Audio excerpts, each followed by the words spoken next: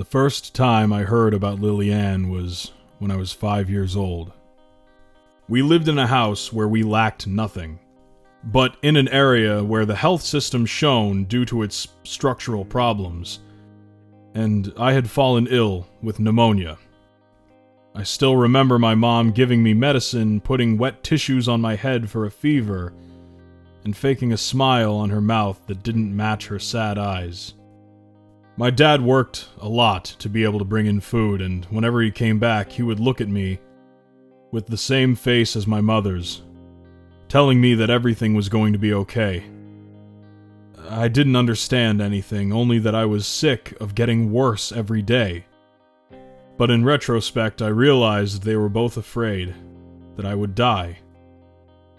One day, something strange happened. From my bed, I could hear my dad saying that he was going to see someone called Lilianne. My mom tried to tell him not to go, but he said it was something he had to do, and he left, leaving my mom even more worried than usual. She didn't say anything to me, but I noticed that my dad didn't come back until the next day. When he came back, I saw him with a happy face. One I hadn't seen on him in days. My mom saw him and, without saying anything, hugged him, crying with happiness. From that moment on, they both looked much happier and calmer, and even though everything continued to hurt, I felt that things were going to improve. After a couple of weeks, I was cured, and I was the same as before I had the disease. My parents were very happy and even shed a couple of tears. And that is how, without knowing it, I avoided death at the tender age of 5 years old. Growing up, I forgot about the incident until I heard of Lilianne again in my teens. By the time I was 16, my 6-year-old brother was about to start elementary school, and that caused a little dispute in my family. My dad insisted on taking him to a private school in the area, and my mom wanted to take him to the public elementary in the neighborhood. The argument went on for most of the summer vacation until the week before school started. It was my mother, this time, who insisted on going to see Lilianne. My dad didn't resist, and this time I could see Mom taking a bag of rice away. Again, my mom didn't come back until the next day, but when she did, she kept insisting that they had to send my brother to the public school.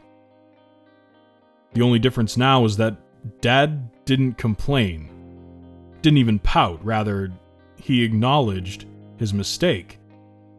And it was the last time the subject was ever discussed at my house. Later, my brother became the top student of his class, had made many friends, and the music lessons that he would not have had at the private school sparked a passion in him for music. Noticing that, I remembered my incident with the pneumonia, and how this Lilianne had been involved as well. So I asked my dad about her once I saw him alone, remembering that he was the one who wanted to go see her the first time. I thought he was going to be super upset, or that he was going to try to keep it a secret, but I was surprised when he told me everything without a problem. Lilianne was a homeless woman who lived in the most deprived area of the city, and she was also an excellent painter who could see the future and translate it into her works. The only thing she asked in return to read the future of a person was a non-perishable food.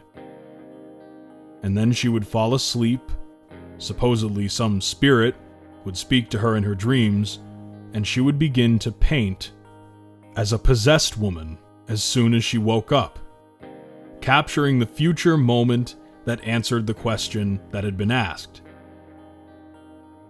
As my dad told me, they had asked him whether or not I was going to live, and which school was the best for my little brother. Apparently, she was infallible. I was speechless, not knowing what to say. Even as a teenager, I considered myself a man of science, and the idea that there were things like spirits or people who could see the future was a direct attack on my beliefs and my value system. However, my dad had never been superstitious, and he seemed to blindly believe this woman. I decided to try my luck myself. One weekend, while I was supposed to be staying with my friends, I actually went with a can of lentils to the neighborhood my dad had told me about.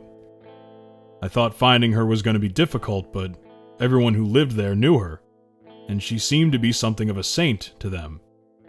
So figuring out where she lived took less than 10 minutes. When I entered, as I had been told, I found a dirty woman with long, ragged hair covered in grime, surrounded by various paint kits and a black canvas placed on an easel. At no time did she speak to me. She didn't even smile at me, and it was clear that she expected me to put the can on the floor and ask my question. I had thought about that my entire trip, and I knew it had to be as specific as possible, so I went with the one thing I could think of. There was a girl at my school that I was deeply in love with. She had black hair, green eyes, and a smile that melted my heart every time I saw her. So I asked Lilianne if we were ever going to be dating at some point, fearing that it might not be as accurate as it needed to be. She pointed to a dirty mattress that was lying on the floor, and I knew she wanted me to sleep there, just like my parents when they came to see her. I nodded, swallowing disgust at the grime stains, and fell asleep as best I could, feeling that it was all insanity. When I woke up, Lilianne was already awake, and the painting was finished. I couldn't believe what I was looking at. It was a realistic and perfectly detailed canvas of the girl and I, with our same identical features, kissing on top of a bridge in the area, under a starry night, with all of the lights of the city behind us.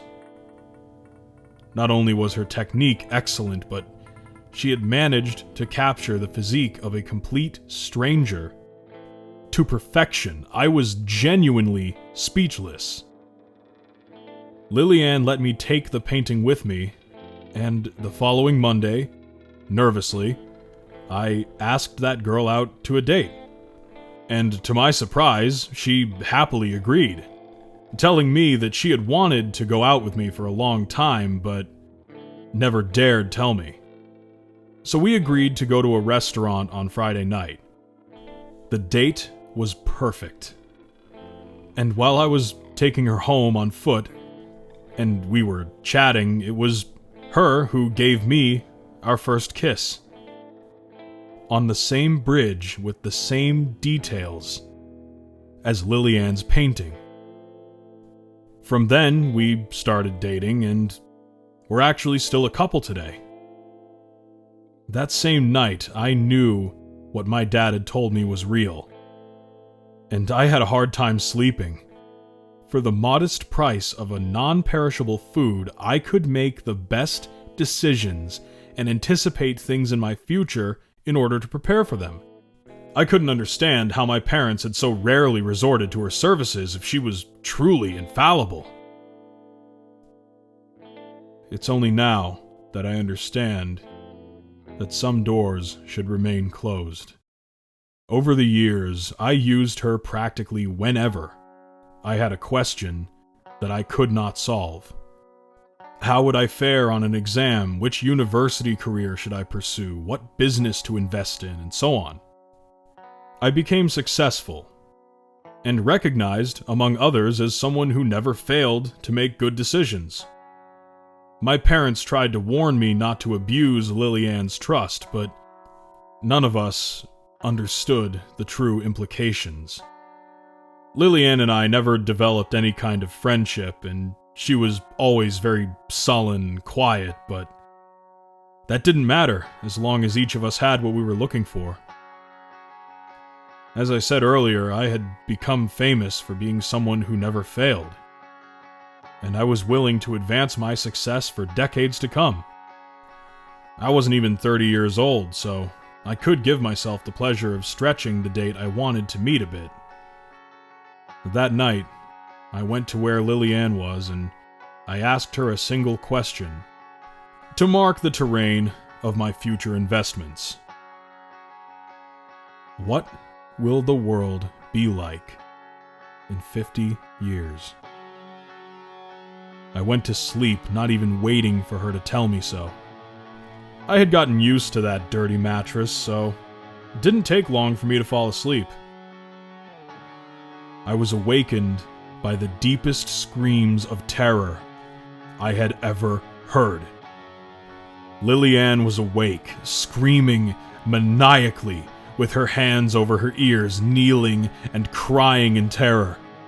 She just screamed for several minutes until, judging by her subsequent silence, that she broke her vocal cords. Despite that, I could see in her mouth that she did not stop screaming at any time, even if no one could hear her. When her voice broke forever, Lilianne began to paint. Using her long, dirty fingernails, she opened her chest wider and wider, tossing bloody pieces of skin to the canvas without stopping to scream. When she reached her internal organs, she began to mutilate them and throw them on the canvas as well. I began to notice fragments of bone, veins, and even parts of her lungs had suffered the same fate. Possessed by madness, Lilianne also mutilated her stomach, continuing to throw everything on the bloody canvas. She was tearing herself apart. Terrified, I could only gather strength to run out of there without looking back, vomiting as soon as I left that neighborhood. I was devastated. My nerves were shaking, but that was not the worst part. A few hours later, I went back to Lilianne's place to see how she was, and the police were there with an ambulance to take the bodies away. Yes, I said that in the plural. I ran over to see how they closed the last bag, and I noticed Lilianne's face with the same expression of absolute horror. But next to her, there were two other bags closed with bodies inside. I approached the officer in charge, looking for answers. "Excuse me, I'm a relative of the owner. What happened?" "My condolences," said the officer, his voice somewhat taken by fear. "That was the most terrifying suicide scene I've ever seen in my life. The victim just opened her entire body until she died. And she only left a painting. I'm sorry, sir." "But Lilianne lived alone. Who were the other two?" I asked nervously. The officer gulped. "There were two other officers with me. They came in and saw that fucking painting. They couldn't take it. They gouged their eyes out right then and there, and took their own lives. There was nothing we could do." The officer swallowed his tears as best he could before continuing. "They could only shout out one thing before dying." "What is it?" I asked, totally terrified. "It's coming. It's coming." I don't remember much more of what happened after that. Suddenly, the police and the ambulance left the scene, and I was alone. But even that didn't matter to me. I had gone pale. I felt the bile in my throat and my lips were parched. I trembled and cried like never before in my entire life as I realized the truth. Lilianne had answered my question and used the last of her strength to paint the end of the world.